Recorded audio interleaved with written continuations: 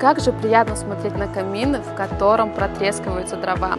Камины дарят ощущение комфорта и уюта, ровно так же, как и торговая компания Татаев.